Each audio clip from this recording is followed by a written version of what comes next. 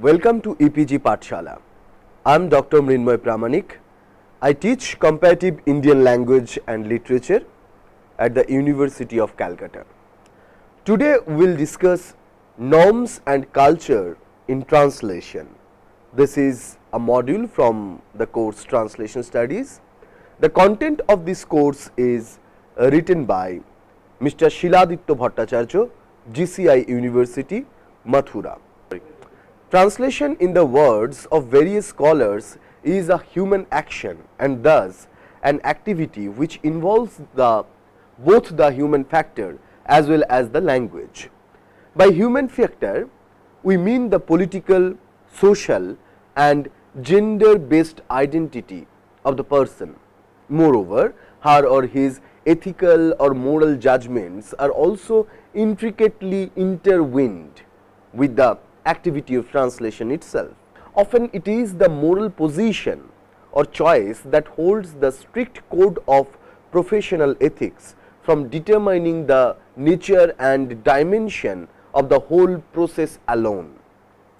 The individual moral stands stem from a person's experience of the various socio-cultural phenomena and events that murmur her or his belief, give shape to her or his prejudices and help develop a kind of critical thinking ability.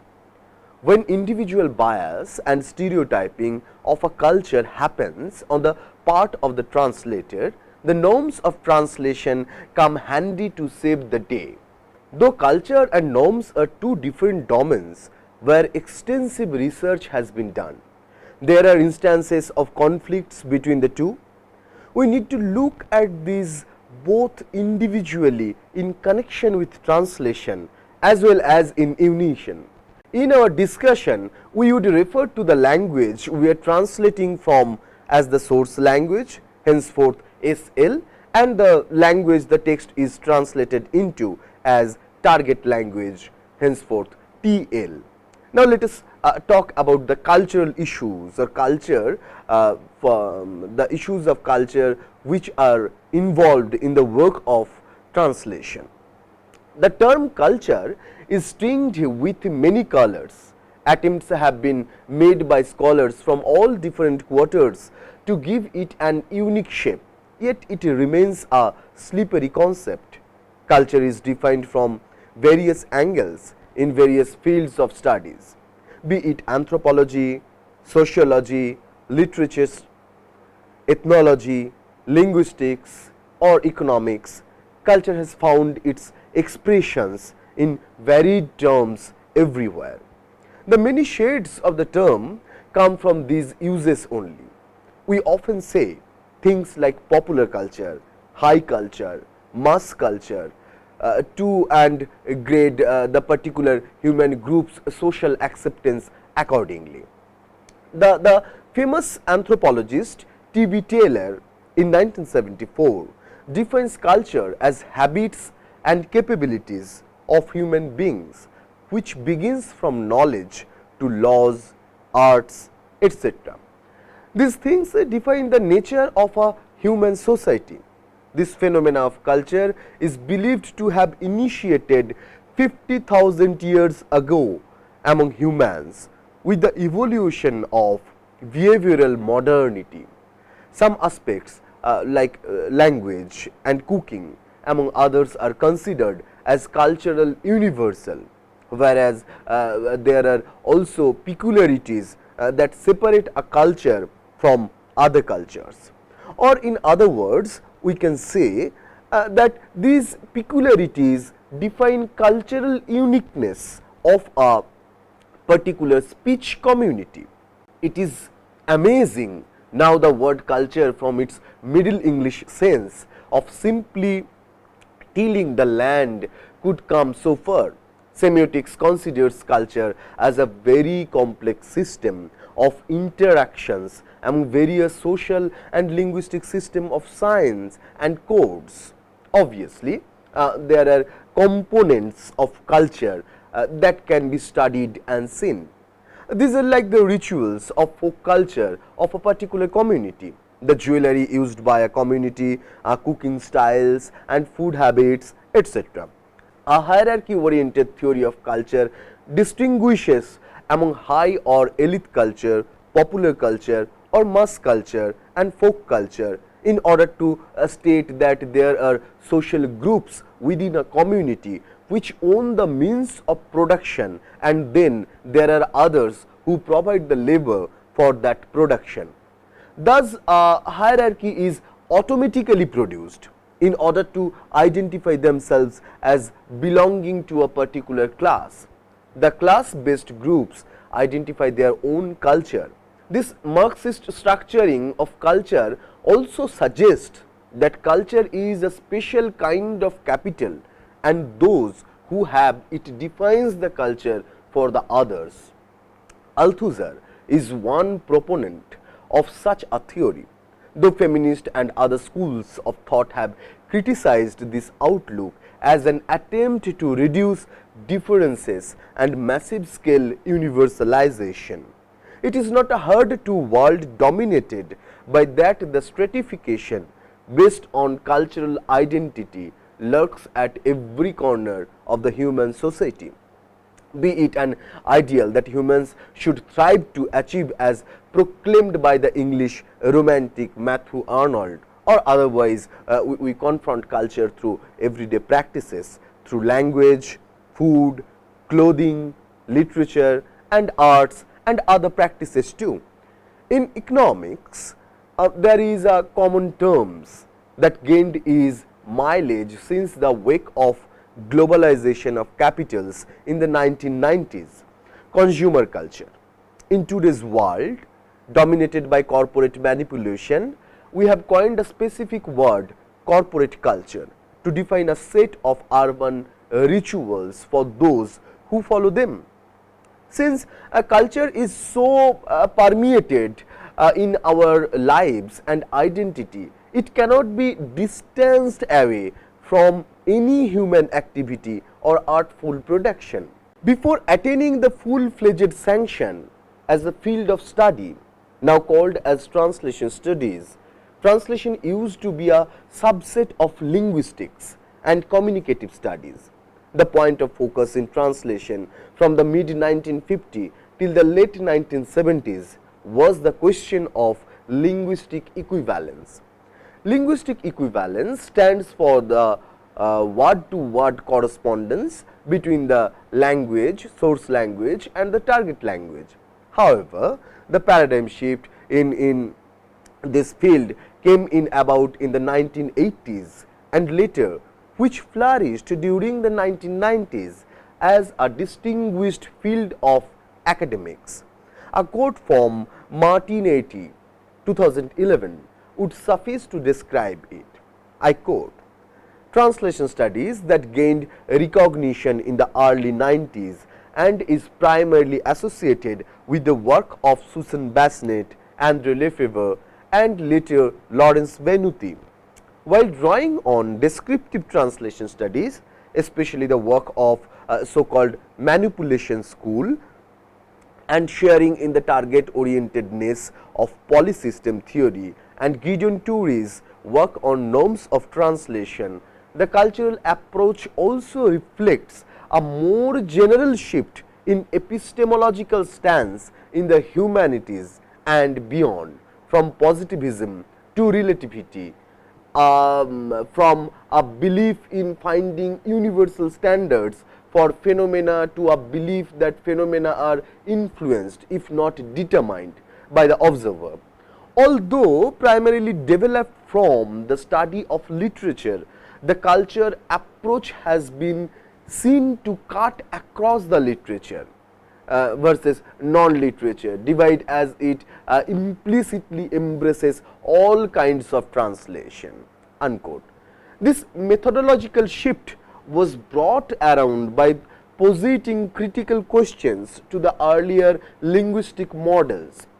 Martin Etty describes one of the cornerstones of the cultural approach in translation studies is criticism of the linguistic approach and of the notion of equivalence as the starting point for a theorization of translation.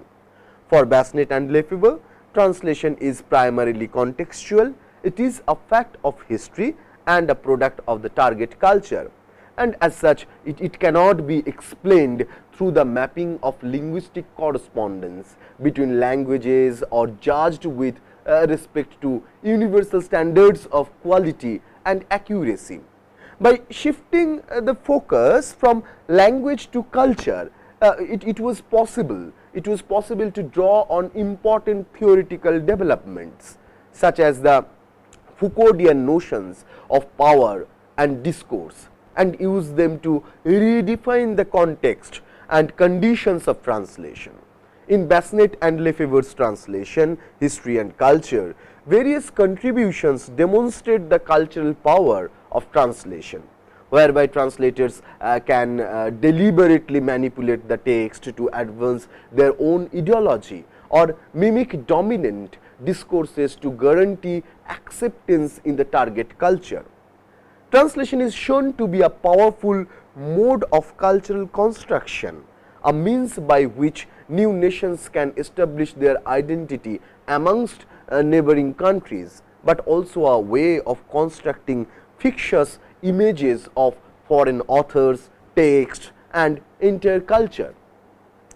This concern about the contextual interpretation of culture is a proof of how culture and social relationship influence translation. The game of manipulation is layered and hierarchical, as both the commissioners and the producers are promoting their ideologies, or we can say propagating their propaganda at their own levels. This marks a classical Marxist dialectic between the owner of the production machinery and the actual producer. Though the relationship here is not defined in such overtly simple terms, the publication of the diary of Anne Frank after the Second World War further clarified this dialectic. It was at that point when Germany was trying to escape its Nazi past when the publication of the above mentioned book in different translated versions politically manipulated the attempt.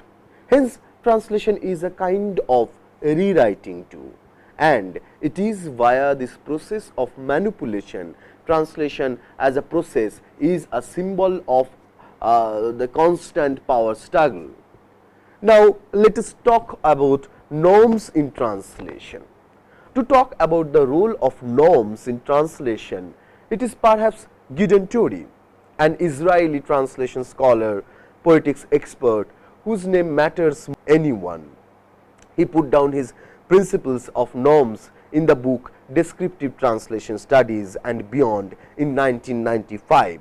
In the opening lines of one of the essays, The Nature and Roles of Norms in Translation, Toury explains that the linguistic study of translation is inadequate to capture the maneuvering of potential cultural constraints. Norms determine the equivalence in translation. The socio-cultural constraints faced by a translator can be various and complex, and however different than constraints might be its degree or nature, the translator alters the strategies accordingly. This is the way we should look at norms according to Toury. According to him, constraints of the kind mentioned above can be of two extremes. First, the strict rules, and second, complete idiosyncrasies. Norms lie somewhere between these two and helps mediate. Norms are supposed to specify what is tolerated and allowed in a certain behavioral dimension, ensure the retention of social order, and are acquired by each person during his or her socialization. This is why translation involves at least two sets of norm systems when it concerns at least two languages. According to Toury, there are two larger groups of norms concerning translation: preliminary and operational norms. There is also another division he mentions. The first one is basic or primary norms, second is secondary norms or tendencies, and the third is tolerated or permitted behavior. There is another special group detachable from the third one is symptomatic devices. In his concluding remarks, Turi states that the art of translation involves a set of norms as well as the translator's intuition and alertness in adjusting his or her choice to the context.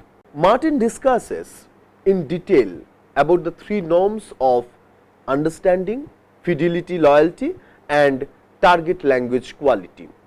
The first one, understanding, refers to the ability of the translator to aptly interpret the work in source language.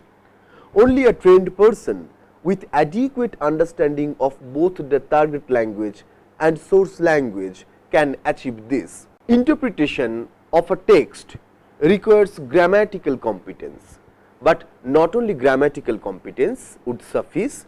Understanding should be in such a level where innovations can be applied. For example, Finnish is a language with no gender marking on the personal pronouns I, he, she, etc.